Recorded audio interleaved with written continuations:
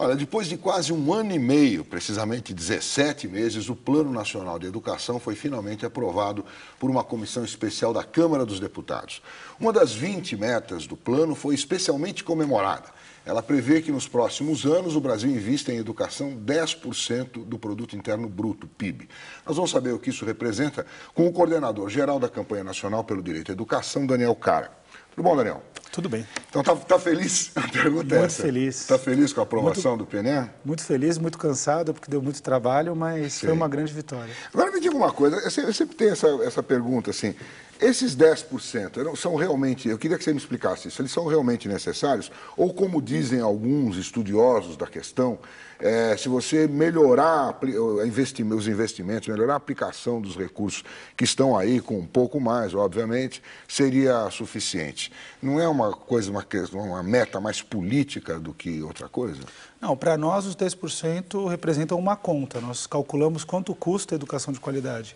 Tá. Na verdade, dá 10,4% do PIB. Tá. E a gente utilizou os parâmetros... É o custo aluno-qualidade, aquela conta? A nossa referência é o custo aluno-qualidade. Tá. Nós aplicamos o custo aluno-qualidade sobre os parâmetros apresentados pelo MEC.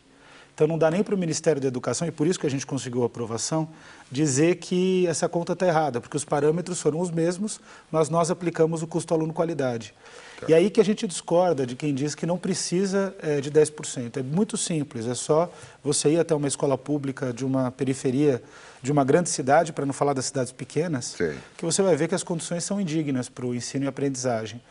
E mais do que isso, os professores estão com uma defasagem salarial muito grande. Os professores, na média, e a média sempre esconde grandes distorções no Brasil, mas na média eles ganham menos da metade do que as demais profissões públicas, com o mesmo período de escolaridade. O que significa que a gente precisa radicalmente priorizar a valorização docente. E isso é que a gente calcula como a necessidade primordial dos 10% do PIB. Então, uma outra meta também que foi alterada foi a do salário dos professores, né? Isso. Como é que vai acontecer? O que está previsto agora? Então, era previsto para que em 10 anos o Brasil alcançasse a média salarial das demais profissões. Outras profissões. Como a gente está numa luta no Congresso Nacional muito forte em defesa do piso, a gente chegou até a conseguir no STF defender o piso que tinha sido contestado por uma série de governadores. Sim. A gente fez com que essa meta fosse adiantada para 2016. O que significa isso? Que o dinheiro novo que entra daqui até 2016 tem que ir para a valorização docente. E depois a gente vai trabalhar as outras questões. Tá, então quer dizer, 2016, nós estamos em 2012, então 4 anos. Em 4 anos tem que acertar o salário dos professores, é isso? Essa é a meta. Tem que acertar. E para isso precisa que o governo federal contribua com estados e municípios. Pois então, aí tem a questão seguinte, hoje, atualmente, aí nesses 5 e tanto % do PIB, que é o dinheiro da educação, o governo federal entra com 20%, me parece, estados e municípios 30% cada. Isso. Como é que fica isso? Os estados e municípios com 40%. 40%. O que acontece é que a União ela arrecada muito e contribui muito pouco. Para você ter uma ideia, cada estado e cada município coloca 25% do seu orçamento em educação. Isso é constitucional. A União coloca 18% dos impostos, mas considerando tudo aquilo que ela arrecada, fora os impostos tem as contribuições sociais, ela só coloca 3% do orçamento dela em educação. Quer dizer, ela arrecada muito, ela fica com 57% de tudo que é arrecadado no Brasil. Porque são impostos marcados, né? Que têm parcelas destinadas à educação, é isso? Isso, são os impostos que são... aquela cesta de impostos do Fundef, né? Isso, que compõe o Fundeb. Fundeb agora. É uma cesta de impostos que ela é muito limitada, né? As contribuições é que, de fato, dão muito resultado arrecadatório. A União fica com 57% de tudo que é arrecadado, incluindo impostos e contribuições sociais. É. E ela só coloca 20% da sua capacidade, melhor dizendo, coloca só 3% da sua capacidade orçamentária em educação. O resultado disso é que existe uma desigualdade enorme. Estados e municípios estão com a corda no pescoço, não conseguem mais investir no setor. Alguns estados conseguem, outros não. Os municípios quase nenhum consegue, fora as grandes capitais. E a União precisa colaborar mais. O governo federal fala muito sobre educação, diz que coloca muito recurso no setor, mas, na verdade, quem coloca são os prefeitos e governadores. Sei. E como é que a gente vira isso aí? Tem que ter uma regra, tem que ter uma mudança de regra, uma mudança de lei, né? Então, no custo aluno-qualidade, a gente conseguiu incluir uma outra estratégia que, na minha opinião, é tão importante quanto os 10% do PIB, que é fazer com que a União complemente recursos para aqueles estados e municípios que não conseguem cumprir com o custo aluno-qualidade. Para você ter uma ideia, até São Paulo, muitos municípios de São Paulo vão receber complementação da União com essa regra. O estado do Rio Grande do Sul, para você ver como a gente está atrasado em termos de financiamento da educação, que é um estado grande e rico, vai receber cerca de 3 a 4 bilhões. Então, o Brasil tem um déficit em termos de investimento em educação. Comparado com outros países do mundo, os nossos vizinhos, a gente investe menos. Então, a gente agora tem que cumprir... Quer dizer, menos, não menos em volume, menos em porcentagem de... Por aluno ao ano. Por aluno ao ano? Que essa é a referência, né? A gente fala do PIB como uma referência global. Mas por aluno ao ano que é o segredo. Para você ter uma ideia, o Brasil investe cerca de $1.500 por aluno ao ano em educação básica. Os outros países do mundo, especialmente aqueles que têm melhor desempenho, investem cerca de $7.000, $8.000. E aqueles que têm um desempenho médio investem $5.000. O Chile está próximo de $3.000. Tá. Então o Brasil está atrasado mesmo em relação à região. E o nosso custo aluno-qualidade seria o quê?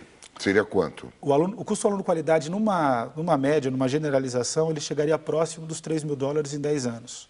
Então, a gente chegaria próximo do patamar do Chile. Tá. 10% do PIB, é importante essa sua pergunta, não significa uma revolução, significa um passo. A gente tem aí centenas de anos de atraso educacional para conseguir resolver. A gente calcula 2 décadas, é o que o Brasil consegue fazer em termos orçamentários, né? Quer dizer, depois que você fizer esses investimentos, a tendência é que eles diminuam, né?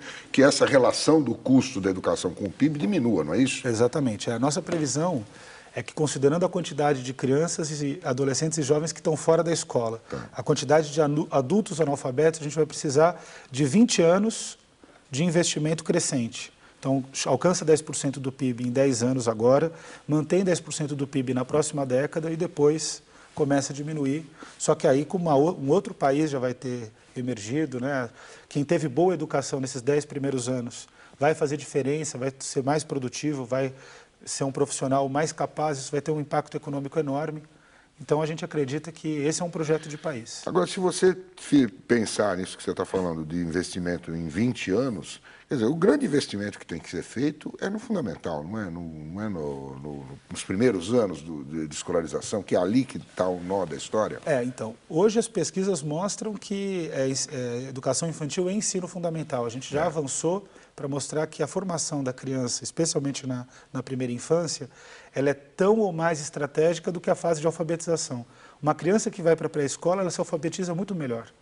Ela já tem alguma familiaridade com as letras, ela consegue decodificar, ela tem capacidades cognitivas que foram mais desenvolvidas. Depois tem o ensino fundamental, o ensino médio e o ensino superior é quase como você... Uma consequência, não é? Exato. É como se fosse você transformar, fazer um trabalho fino, né? Fazer um ajuste fino. O momento de lapidação mesmo, né? Você pega um diamante bruto, vai trabalhando com ele e aí chega na universidade, no ensino médio, depois na universidade você faz o ajuste fino. Sim. Esse é o caminho. Agora, tem um monte de gente que não passou por esse processo de educação na primeira infância e no ensino fundamental adequado. Então, o ensino médio, ele tem que recuperar. O Brasil ele vai ter que trocar...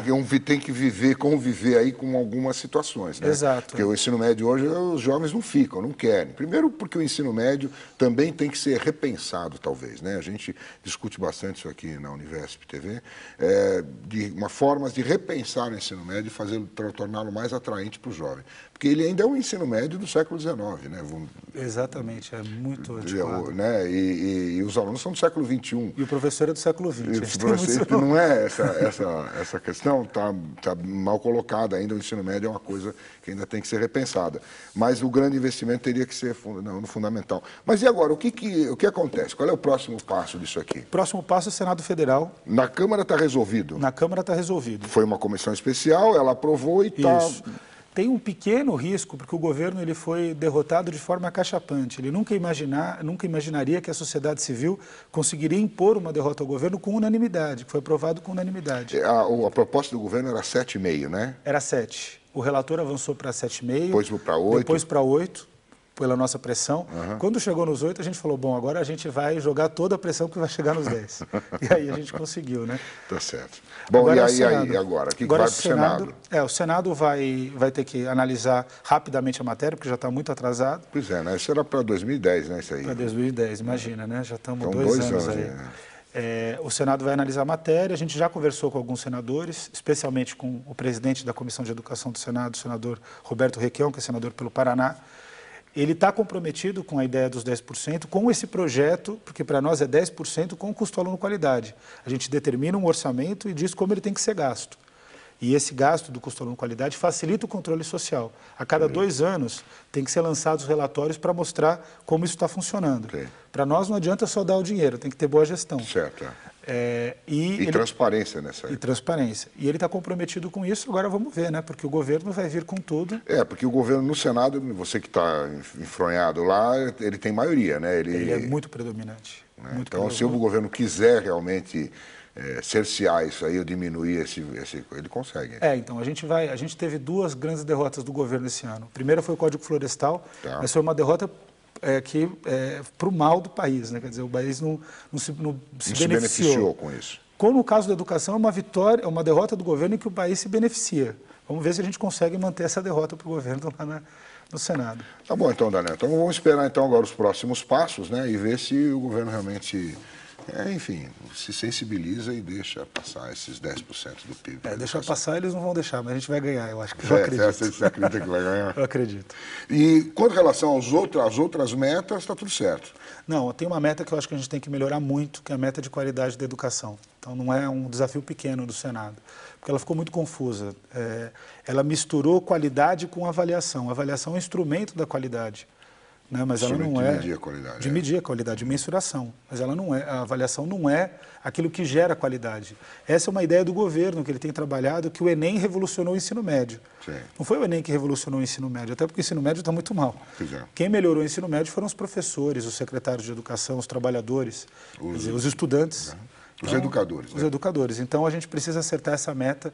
Também tem algum comprometimento no Senado, especialmente do senador Cristóvão Buarque, que aí esse tem muito compromisso, né, com a área, de mobilizar uma mudança nessa meta, em que pese ele fazer parte da base do governo. O senador Cristóvão é do PDT e participa da base do governo. Então vamos aguardar então o desenrolar dos fatos, depois você volta aqui para contar para a gente o que aconteceu, tá bom? Maravilha, muito obrigado. Daniel.